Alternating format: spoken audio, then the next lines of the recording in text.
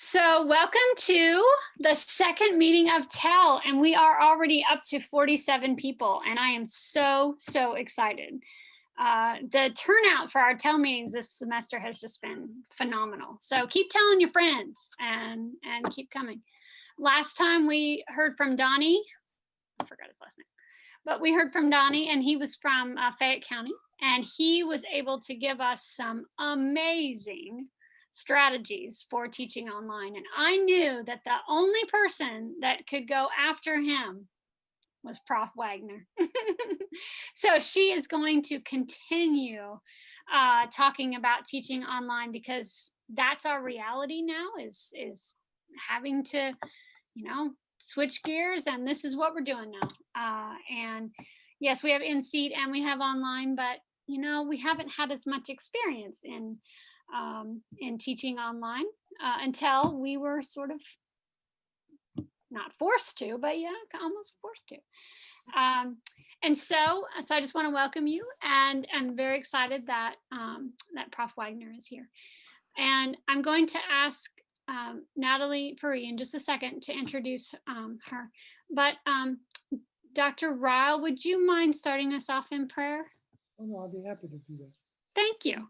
Heavenly Father, thank you for these students that have taken time out of what has been a very hectic semester for them to come and learn how they might use technology to serve you in public schools. Some of them this spring, some of them 3 years from now. Bless them, encourage them, strengthen them. We thank you for Prof. Wagner and her love of you, her passion for technology, and for technology that enhances student learning.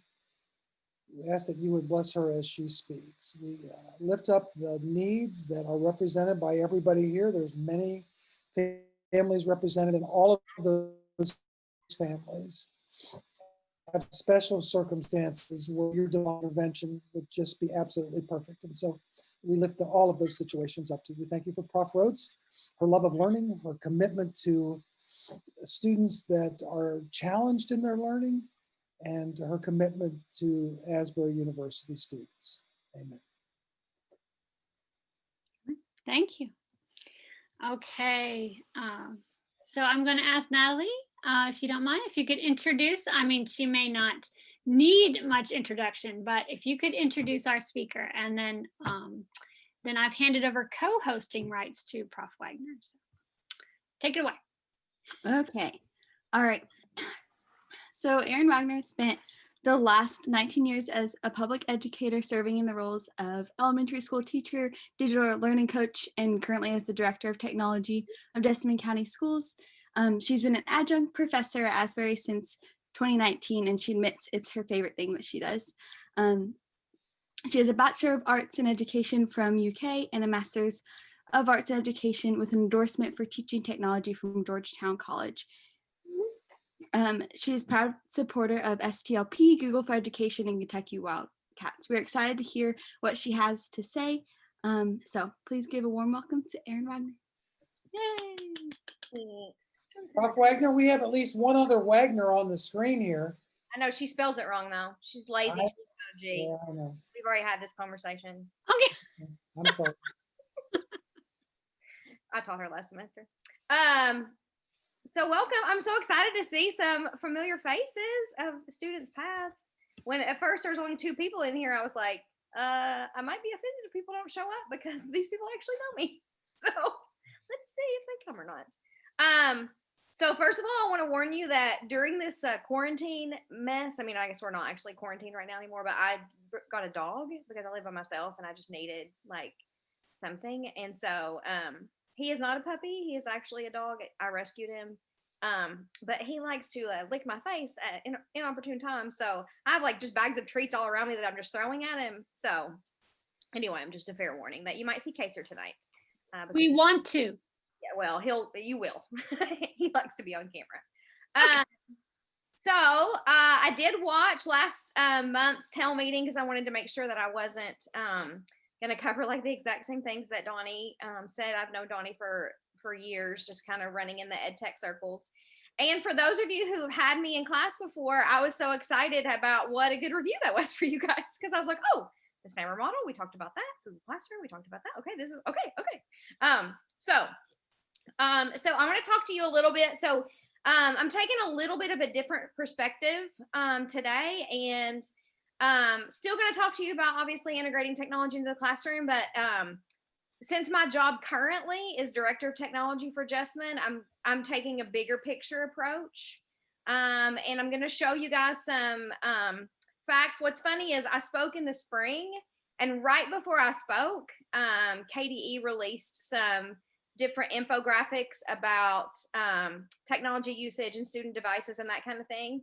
And they literally released the new ones today. Well, they haven't even released them yet, but they shared them in a meeting today. And I emailed the guy who made the presentation and said, hey, can you send me a copy of that? So I have some hot off the press things to show you guys. So I'm going to share my screen. And can you see my Google Slides? It's, you have to ask, right? You can't just do it. You have to ask to make sure. Like everybody always says, can you see it? Okay. So yes, a little bit about me, and Allie introduced me perfectly. So I am the director of technology for Jessamine County, also adjunct professor at Asbury. It is my favorite thing to do. I'm also Google certified educator, levels 1 and 2, and a Google certified trainer. And I'm on Twitter, and I am a proud supporter of STLP, Google for Education, and Kentucky Wildcats.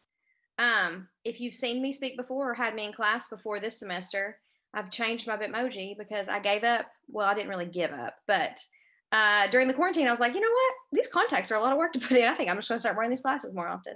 And then also why am I straightening my curly hair? So I've just quit straightening my curly hair. So yeah, life's, you got to make things easier when life is so hard. So I do want to start by just sharing some different facts with you from the state of Kentucky. And I understand that not all of you are from Kentucky and not all of you want to teach in Kentucky, but obviously that is where my experience is. Kentucky girl, born and bred, never lived anywhere else but this state. Came to Lexington. I'm a 606 girl originally, so from Carter County. Came to Lexington to go to UK and just never left. Got placed in Jessamine County in my practicum class at UK. And then just decided to make Central Kentucky my home. So these are just some, like I said, some facts that have been released, pre-released this morning. So last year, so obviously we talk a lot about one-to-one devices and having enough devices that, all of your kids have a device. Kentucky is actually 0.78 to 1, which means we have more devices in Kentucky than students. Which is really interesting. And some of you in classrooms are like, that's not what I'm seeing. And that's because that a lot of those devices are still desktops. And so obviously you can't hand a desktop to a kid to take home. But if you just count up the student devices and the number of students in Kentucky, we are actually better than 1-to-1. So in theory, every child should have access to a device whenever he or she needs it. Also, this I think is an interesting graphic. This is, they asked us being tech directors in the state, they asked us to share what percentage of students do we think still don't have internet access, and what percentage of our students do we think still don't have devices. And these are the numbers. And so tech directors reporting, we have state average of 4% of kids don't have internet of some sort, and 3% of students don't have devices. In Jessamine County, I know Donnie talked last month a little bit about Wi-Fi. So what we actually did is we coordinated it all with the Family Service Center directors in Jessamine County. They reached out to students to see if families they knew were in need. And we provided hotspots for everyone who needs one. And so according to our records and our numbers, we don't have any students in Jessamine County who need access. Now, do I believe that's 100% accurate? Probably not. So I know there are still stigmas for asking for help, which obviously there shouldn't be any time, but especially during this pandemic. We have access points sitting in the office waiting to be handed out if a kid needs them, because we ended up handing out all that we needed, and we still have more left. So, so this is just what it looks like broken down by region. So you can see that the numbers are all fairly low. Everybody's under 10. Most of them are under 5. And so that's just an interesting snapshot. If you've been in my class before, you've heard me say this, but those of you who haven't, Kentucky was actually the first state in the nation to provide internet access to all of its classrooms. High-speed internet access to all of its classrooms. Now, high-speed in 1991 was obviously not what it is today, but we were the first state. And when I usually have my kids guess, my students guess, like what number do you think Kentucky was? And I usually get anywhere from 35th to 50th. Nobody ever thinks we were first. But we have, been working really hard on this. But this is actually talking about home access. And so we are trying to close that gap. We call it the last mile to the student internet, and everybody's trying to close that gap to get access to all of our students. We obviously know that teaching in person is better than teaching online, but teaching online is better than handing out paper packets. So the next, so this slide shows total devices last year across the state of Kentucky, and what their operating system was. And so 64% of the student devices are Chromebooks, basically, because they run a Chrome OS. Then the next one at 202,000, so 23% are some kind of Windows device, a PC. Then we have Macs, and then iOS, which would be your iPads, and then 1% Android tablets. So I think that's just an interesting breakdown. If you notice on the left, the numbers from last year, so the Chrome numbers went from 55% to 64%, so a huge jump in that, which is also reflected in this slide, which shows traditional devices versus mobile or next gen devices. So your mobile devices are obviously anything that's portable, even a laptop. And then the next gen are the ones that are, it's not that they're not called next gen because they do something fancy. It's more just that they, like Chromebooks you can get for, a couple $100. And so it's like the price of a textbook almost. And so you can see, so the orange starting in 2010, so this is a decade's worth of data. So, and the orange are traditional devices and the greenish yellow are the next gen. And you see that in 2017-18, it flipped. And then 2018-19, like that's growing so much more that's what people are buying. So I just kind of wanted to show you guys that, so you just have a feel for kind of what the state looks like. And I know that you guys who are in classrooms are actually seeing these things. But I just wanted you to have those, like I said, brand new numbers. So I do want to talk, so I want to start this morning, it's not morning at all, you guys, it's been a day. I'm going to start this evening. I want to talk to you guys a little bit about communicating with families. I'm actually going to stop sharing because I want to see your all's faces. It's very interesting the way that we can communicate with our families, right? There's so many different ways to use technology, and technology makes communicating so much easier.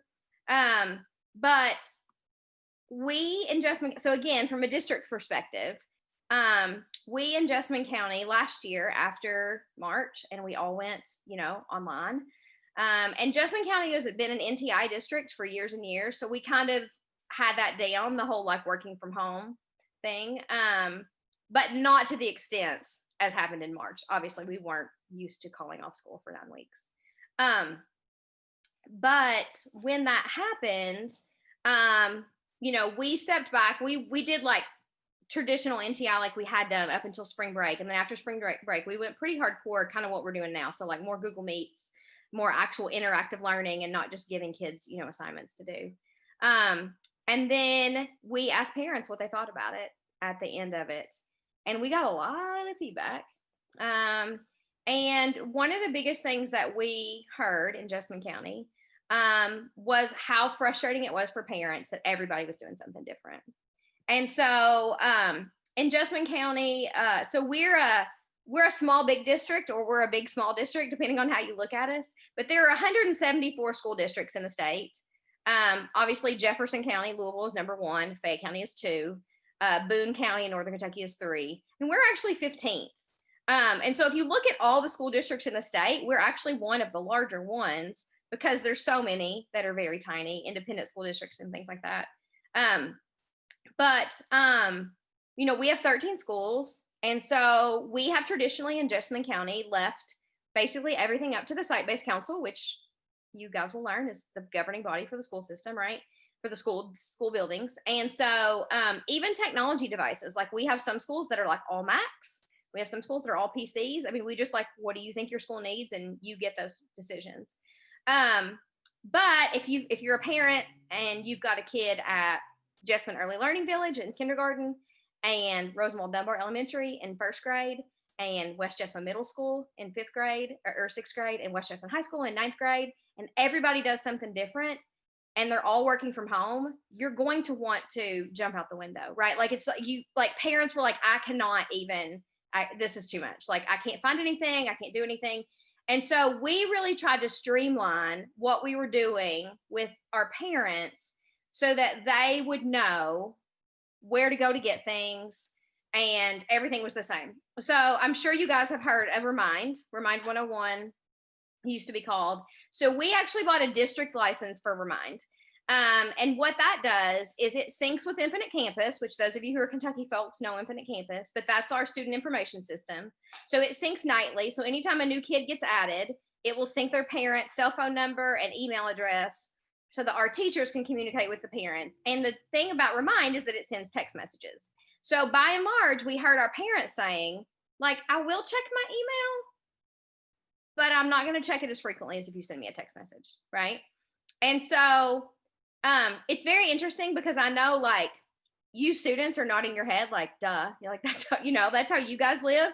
But it's so weird for me because I think just being a technology director and also a college professor, like I'm just in my email all day. Like I just always have it open, and I just, some days on Monday, it takes me 3 hours to get through the inbox. And so I'm just used to being in there all the time, but not all of our parents are. Not all of our parents are in professional settings. And so they wanted communication that came to them the way they wanted it. So we got Remind. And our guidelines are that is the teacher's first line of communication to parents is Remind. If they want to use Class Dojo, if they want to send out guardian summaries in classroom, they can, but everybody has a Remind and everybody uses Remind. And that way every parent knows, like, okay. And so if you want to do a cutesy newsletter, elementary people, I know, I'm you, I got you. Like you can just link that in your Remind. So you don't have to worry about sending them to 11,000 different places. Everything starts in Remind and then you link out. And the beauty with linking in Infinite Campus into Remind is now we have a district Remind that I can send a text and it goes to every family in the district just with one fell swoop. So it's really nice. And so Professor Rhodes says that you can call teachers from Remind. And yeah, so that's really cool. So with the district license, because last semester we had teachers saying like, I need to call parents. I'm not at school. I don't want to give the parents my cell phone number. What do I do? So we were having people create Google Voice numbers.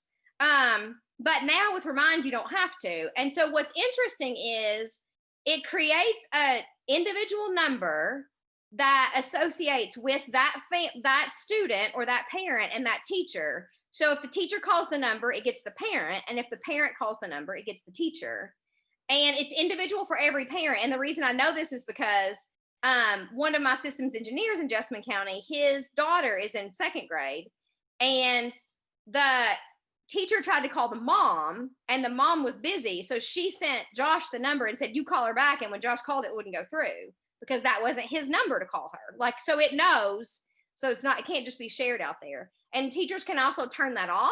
And so they can have like office hours and say like, after 7 o'clock, if you call me, it's not going to ring. And listen, here's something that you guys need to learn as pre-service teachers.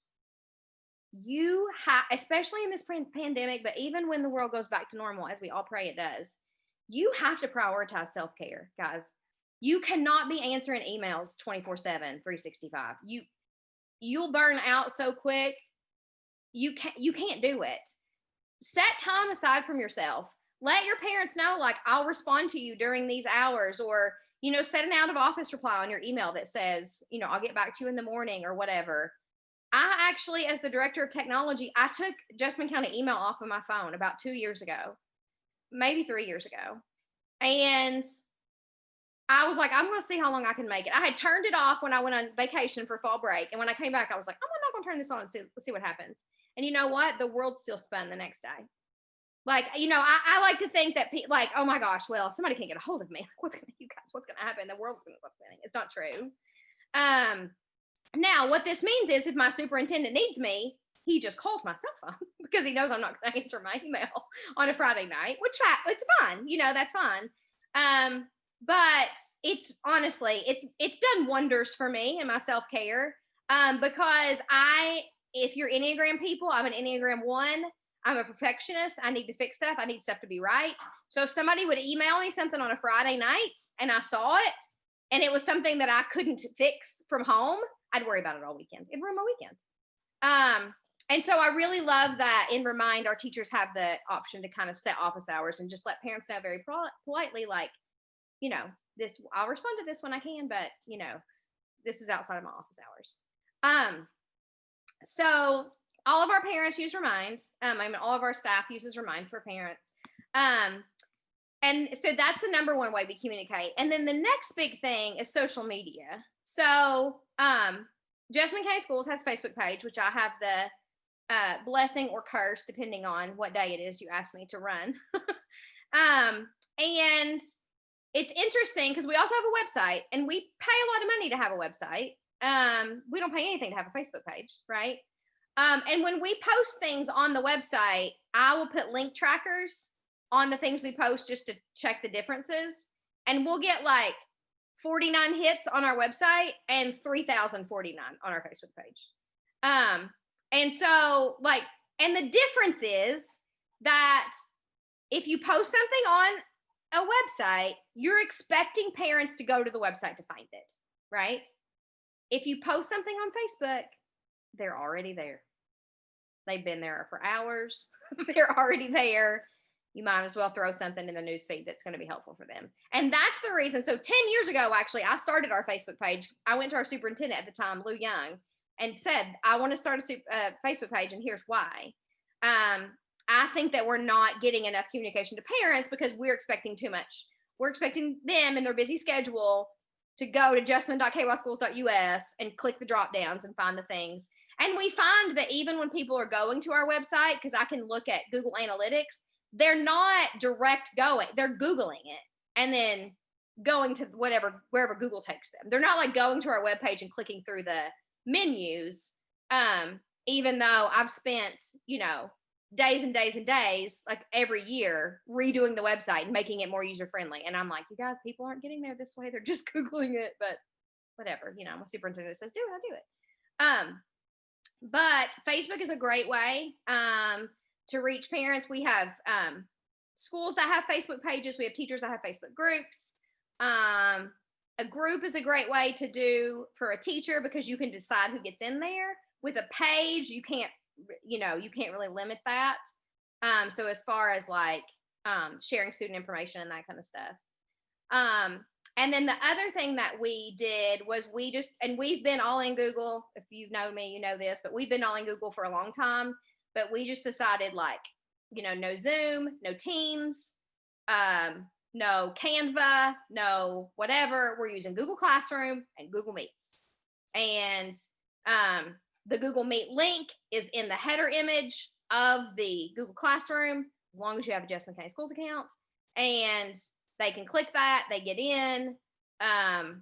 Everything is tracked. The kids have to be logged in to get there. So if somebody's doing something ridiculous, they're logged in anyway, so I can see who it was. Interestingly enough, we had a student at one of our high schools someone at the middle school and also the high school where this student was a student, they were copying the links from their classrooms and texting them to their friends saying hey, join this. I'm like, what kind of time do you kids have on your hands? Can I give you some papers to grade? Are you kidding me? So this high school kid was just popping in Google Meets and just literally Ma! And then leaving, just being a child. And so one of the principals contacted me and said, so what do I do about this? Technology wise. And the knee-jerk reaction, you guys, for years has been, if you mess up using technology, then the punishment is to take your technology away. Well, it's 2020, and I don't know if you guys know, but that's not an option right now. We can't, if somebody takes technology away, then like how are people learning?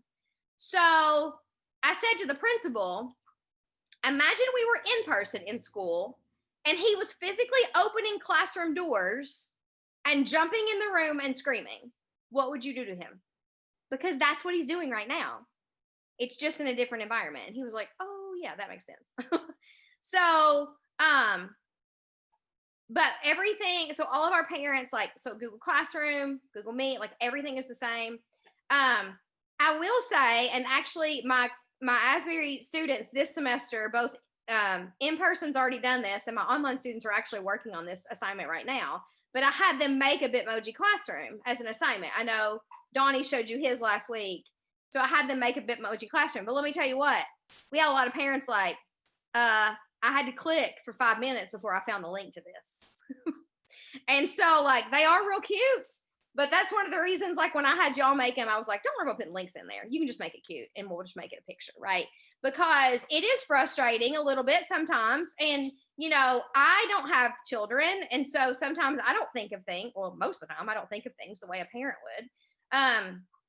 But, and even like, so we opened a technology help desk for parents to call. And so we would have to log in to try to help the parents. And I was like, I don't know where this thing is. And so it's been really eye-opening to kind of see things from a parent perspective. You know, we sent out like notes for how to do things, but you guys will learn in education. We love our acronyms. We love our acronyms. And guess what, y'all? Parents don't know what they mean, right? They don't know what RTI is. They don't know what, you know, all these things are. And so we're sending out all these directions for how to do things, thinking we're being so clear. And parents are like, I don't know what any of this means. So just something to think about, like when you're in the classroom and you are trying to communicate with parents, check to see if your school has like a platform that they recommend or that your other team teachers are using to try to make things a little bit easier. So I just want to throw that out there. And then the next thing that I want to talk about, which is really important, I think, and I'm going to re-share my screen for this, but I want to talk about digitizing learning versus digital learning and the SAMR model. Can you guys see my screen again? You don't have to ask again because I shared it differently. Okay. So one of the big things, and you guys actually have a leg up from our current teachers with this, but we have a lot of teachers who don't understand how to take what they've already been teaching and now teach it digitally, okay? So I always like to talk a little bit to my students, and you know, when I talk to future teachers, current teachers, about the differences between digitizing work and digitalizing work, okay? Because they're two different things. So if you are digitizing something, you are literally just making it available on a computer, okay? And if you're digitalizing something, you are changing the experience. And I know last month that Donnie talked a little bit about the SAMR model. And this actually relates directly to that. And so just a little review for you if you don't remember those. So S is substitution. And so that's where technology acts as just a direct substitute. So like it used to be pencil and paper, and now it's typing on a keyboard, but nothing is different. And then A is augmentation. So it gives a little bit of extra functionality. So think about like typing a paper in Word and using spell check, right? So it's like a little bit of an enhancement. And both of those are digitizing. Usually S and A are just digitizing the learning, just making it available online.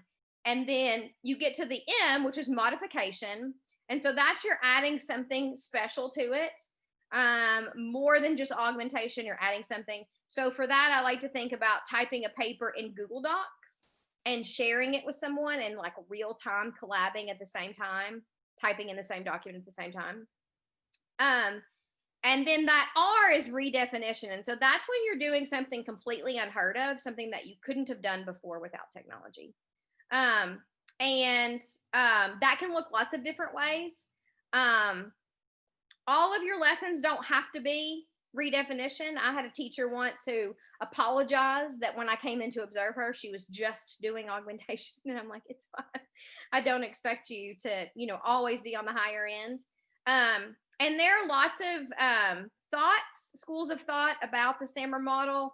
And most people think that you should cross over from A to M and then stay in the latter two. I actually like to think of it, and one of the graphics I usually use, I should have included it here and I didn't, but it's a swimming pool. And so it talks about how like some people, so you guys know this is true. When you see a swimming pool, you are one of two people. You're either jumping in the deep end, right? Or you're stepping down the steps. Like you're either or, like you're one of those two people. And so think about like the shallow end for people that need help. They might need floaties on their arms, or they might need a, life preserver. And then you got those people that are jumping in the deep end, like I'm ready, I'm in. But the idea is like, so when you get in the pool, whether you jump in the deep end or walk down the steps, you usually don't stay in that end, right? You go back and forth, right? You're swimming laps back and forth. And so there's a little bit of everything. So when I do technology walkthroughs, I actually would like to see a pretty even split, because I think students need all three. But so let's talk about digitizing learning with S. So just substitution. And I'm going to show you an actual document. It was a slideshow, but an actual assignment is the word I was trying to gather in my brain.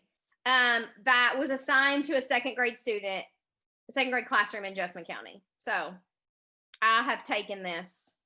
And so this is the assignment. Okay. About the compass rose. All right. Now, would anyone like to unmute themselves and tell me if you have any thoughts on this assignment?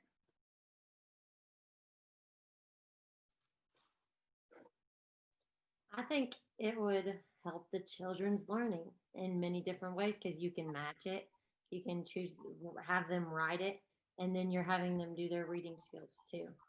Okay. Macy, was that you? Good job. I think it's of like the substitution level, because it just looks like a worksheet you type on. Yeah. So what this teacher has done is that they've just taken a picture of a worksheet and put that picture into Google Slides. Now, is this a good worksheet? Yep. I think it's good. I think it's good, second grade. Assuming this is a standard, and I meant to look this up and I forgot to. Let me tell you why I know this exists.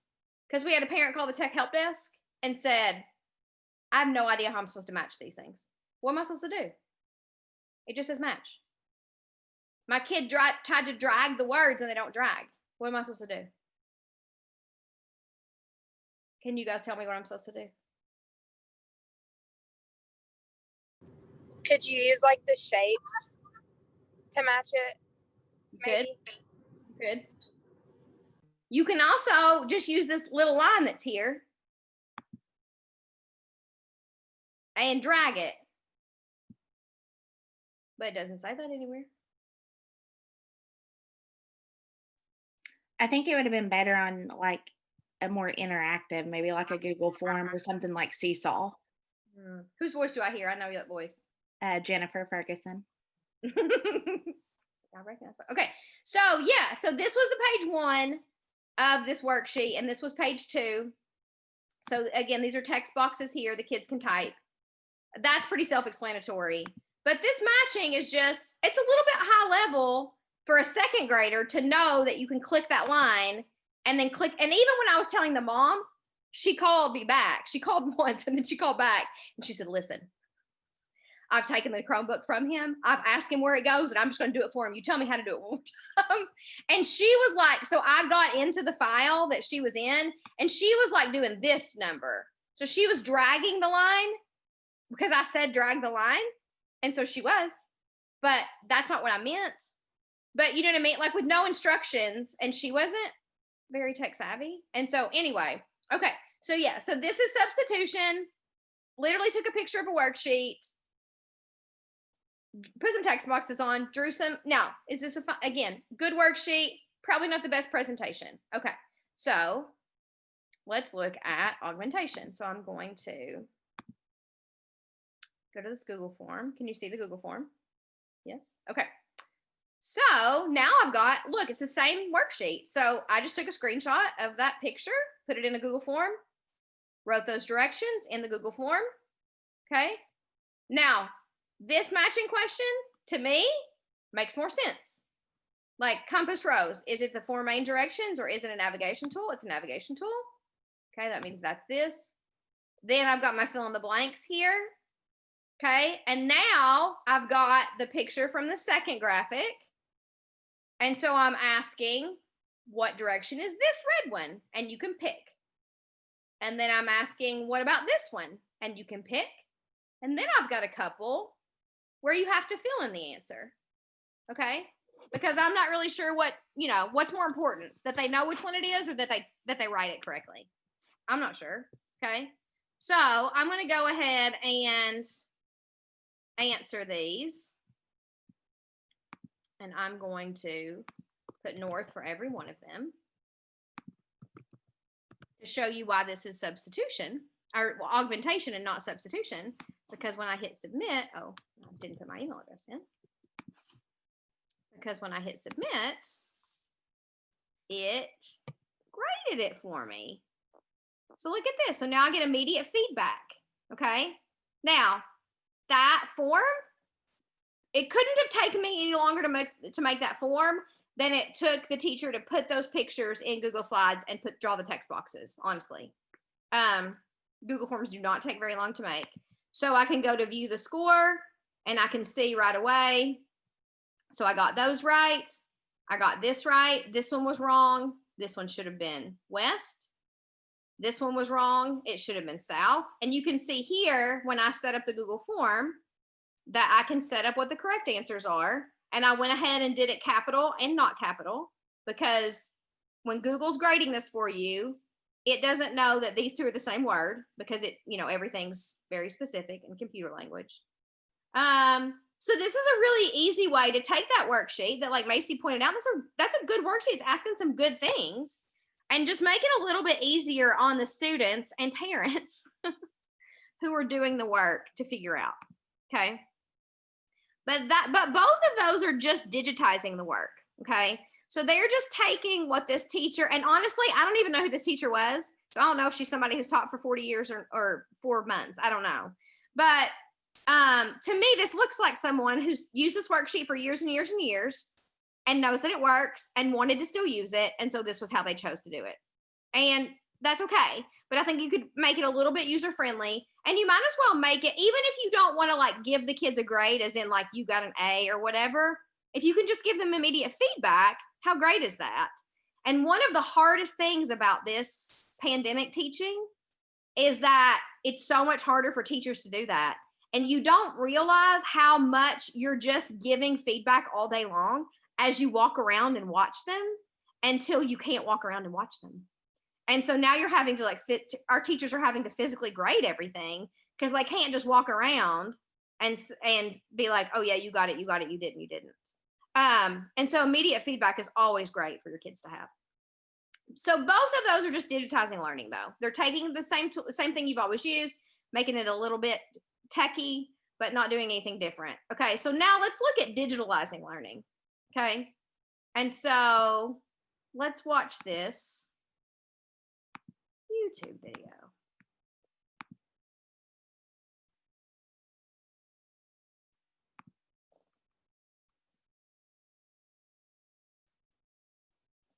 Okay, let's pretend to watch this YouTube video.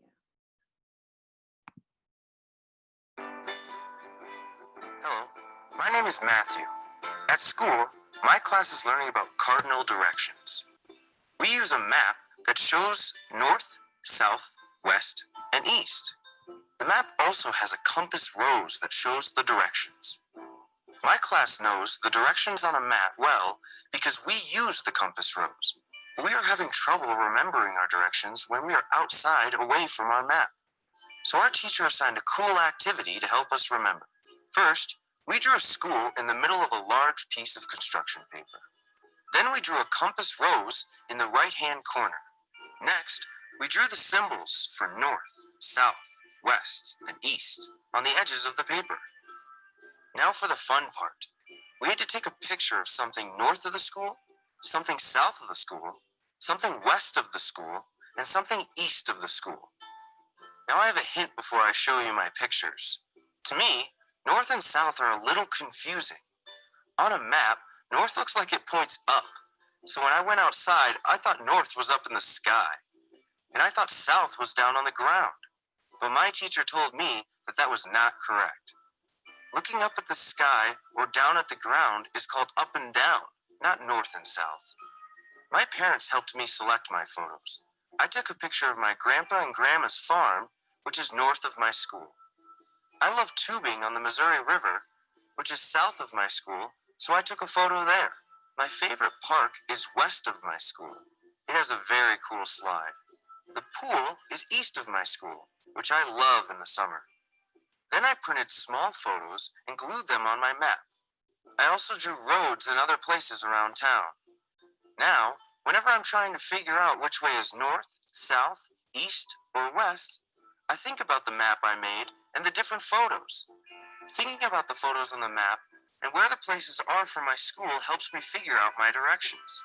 With the help of a grown-up, you should try this activity. Take some photos, make a map, and have fun. Okay, so there we have, now we are modifying it, right? We've gotten rid of that worksheet. Are we still doing compass rose? Yeah. Are we still doing north, south, east, and west? Absolutely. But we've made it real life. So draw a picture of your school, take a picture of something that's north, south, east, and west, and then come back and glue it on the construction board. Now, would I have them make a Google drawing? Probably, because I'm a nerd. But can you do it on the construction paper? Absolutely. Okay. Doesn't have to be all digital. So that's modification. Okay. So, and then redefinition. So think about this. What if you tell your kids to go to Google Earth and pick any place they want? This is Disney World, you guys, on Google Earth. This is Walt Disney World. And so tell them to pick any city anywhere. And then tell me something north of it. Tell me something south. Tell me something east. Tell me something west. Okay. So I just want you guys to think about this. And again, like, I think you guys have it so much easier because you can think about these kind of things from the get-go as you're planning. Okay.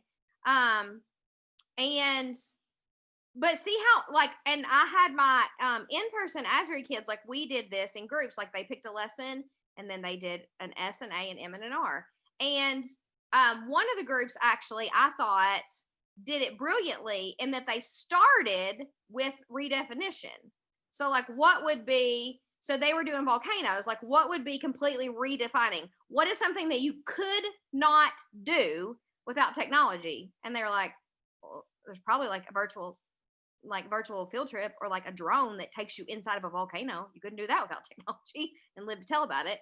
So there's our, like, that's our highest level, and then kind of work backwards. But this is something really easy to show you how, like, that worksheet, that again, like, good worksheet, not the greatest presentation of it, took me hardly any time to make this Google form.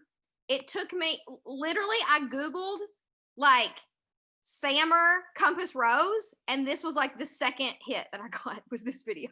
I did not have to search very hard for it. And then the last one, the redefinition, I actually came up with because we have a teacher at West Jessamine High School who did this for his French class. He had them go to Paris and do Street View, and he talked to them in French about, walk down the street, turn left, walk 2 blocks or whatever, and then they had to say what they saw in Street View, which I just thought was the coolest thing I'd ever seen in my whole life. So anyway, so that's basically all I had. I just wanted to show you guys a little bit about the differences in digitizing learning versus digitalizing learning, and how you can take one concept and kind of break it in and show you how you can kind of add on and make it a little bit more techy. I'm going to go ahead and stop sharing my screen and see if anybody has any questions, and also read the comments. Oh, Jennifer says Class Dojo. Yes, we actually have some people that use that too after Remind. And shout out 606 for sure. All right, questions. So any questions, or have you used any of these things while you've been teaching online, virtually, doing any kind of your clinicals? Do you want to now? I did a couple of like quote unquote class like field trips to there was a Toyota plant video and the L8 factory or bottling facility. Yeah. That's awesome. Yeah, virtual field trips are such a great thing, even non-pandemic times, because sometimes it's just really hard to get a field trip together, especially if it's like something on the other end of the state or obviously world. But yeah, those are great choices. My son's teacher is not very tech savvy, love her heart. So this has been really challenging for her. And I so wish, like, without offending her, I could send her these videos and be like, just do this and this, because it would make life so much easier. Yes. We're actually working through a little bit of that too in our office, because like the parent that called about the worksheet, she ended up like calling someone at central office to say, why does this teacher not know how to make things like the other kids' teachers do? And so we're trying to like plan. So the tech trainer that works out of my office is trying to like plan trainings and get her to come to them without being like, hey, somebody called and said, you know, because obviously we are all just doing the best we can. Like, and we all know that is true. Even the parents who express frustrations, they know it too. It's just really hard. Everything's really hard. And in our area, which probably a lot, but like here in Eastern Kentucky, we have a lot of kids being raised by grandparents and older aunts and uncles. And my grandpa can barely use an iPhone. I could not imagine him trying to do Google Classroom with my kids. Yes. We've had a lot of people. So the help desk that we're running for families, when school first started, we had all 5 of our district technicians answering the phone and 3 of us from the tech office. And it was just like, and there were, 20 and 30 people on hold, like first day of school, first couple weeks. It's obviously died down now. Now it's just one person in my office, and then I'm the backup. And so I answer 2 or 3 calls a day. And it is like frustrating because I'm saying the same thing that I've said like 1,000 times, even though to them it's the first time they've heard it. But it's just like, well, we probably need to, if I have said once, we probably need to power wash that Chromebook, which is just like a keystroke. It's like a hard reset of your iPhone to a Chromebook. And I just like every day I have to just like say the keys, and then they don't hit them right. I'm like, no, it's Control Alt Shift R, just like over and over. But I always get some grandma who's, got 6 of her grandkids in front of her or whatever. And she's like, honey, I'm sorry. I'm just not good at this. We'll make it through it. We'll make it, it'll be okay. It's just hard for everybody right now. Yeah. Can I just note here that the whole idea of when you said power wash, I know. I thought with water hose. Yeah. And now I show that I apparently don't know this phrase here. So yeah. I can see, if it was my grandfather, he'd be out there with a power wash. For sure. My mom would be too. She'd be like, oh, okay, this is what they said to do.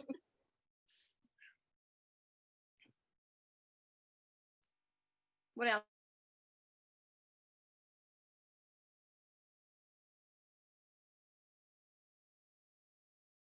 If you're in schools right now and you are having issues with technology, you need to nicely find someone who can ask the tech department if they can make you an account for that school district. Now, if you're in Jessamine County, I'll do it for you. You just let me know. If you're somewhere else, I think that like even Fayette County, who doesn't do that often, I think they are. So if you're in a Fayette County school right now and you're Yeah. having trouble connecting to Zooms or whatever, ask your cooperating teacher to talk to the STC in the building and ask if you can get an at whatever email address. Fayette County will do it if the student has done the background check and the CAN report. Jefferson County won't do it unless you had a handwritten note from God. And Justine, I'll make you one if you send me an email with the smiling face. Well, I have a couple student teachers on here that are student teaching, not being able to access the classroom. Yeah. And honestly, like just from a tech director perspective, and we're weird in Jessamine County, like we've always just had it open. Part of the reason that we honestly have our domain open is because I gave so many Google trainings in other districts that I wanted people to be able to join Google Classrooms when I made like a test classroom.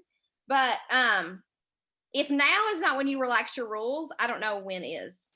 So we, like, if you do a Jessamine County one, you do have to sign an acceptable use policy, and then we just make you one. So it just seems like right now people would do more of that, but what do I know? I'm just a tech director.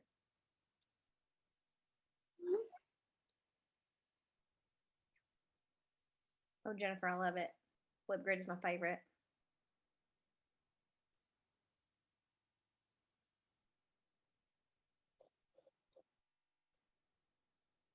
All right. Anything else?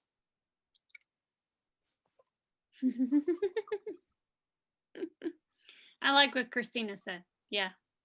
Our kids are teaching us. Yeah, Google Drawings. Yeah. It's so good. It's like the most underused tool. Yes, it is good. It's so good. It's so good. Thank you so much for showing us all that. Yeah.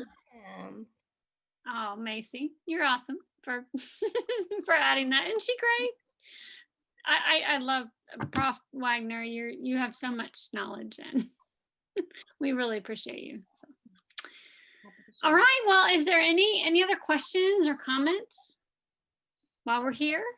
Yeah, I would just put a plug in for our next TEL meeting. Yes. We're going to keep on the topic of virtual learning, and we will have 2 recent graduates of Asbury who are teaching virtually. And so we look forward to hearing from those 2 ladies. They actually teach in Jessamine County. Yeah. So they may partner with Prof. Wagner for their presentation. Who are they? Maddie Lee and Kristen Bisher at Brookside. At Brookside. Yay. And that meeting is on Tuesday, November 17th. Yes. So it's on the Tuesday of the last week of classes. And I will be sending out a flyer to remind everybody. I promise to send out a flyer. We've been trying to get those out before the meeting. So if you all have any questions, you can email Prof. Wagner. But also, if you want to email me, I can always forward it on to her as well. Yeah, and she has This an is email. at 7 again, right? She has an Asbury email address. So if you put WAGG, because she has 2 G's in Wagner, then it's going to pop right up in there in your email. I see the puppy. Can we see the puppy at the end? What are you doing, Bob? I think I see him. What's his name? Pacer. Pacer. I love it. Oh. I'm sorry to interrupt, but what time is the TEL meeting on the 17th? Same It's at time, 7 o'clock. Sorry, your puppy's so cute, Miss Wagner. Yeah. All right. Yes, 7 o'clock on the 17th. All right. Anything else for the good of the group? It is a good group. I'm glad they were here. Yes, I'm very, very happy that everyone has been here in the turnout has been so great. So you all, everyone have a wonderful evening, and you'll be hearing from us about TEL very soon. All right, bye.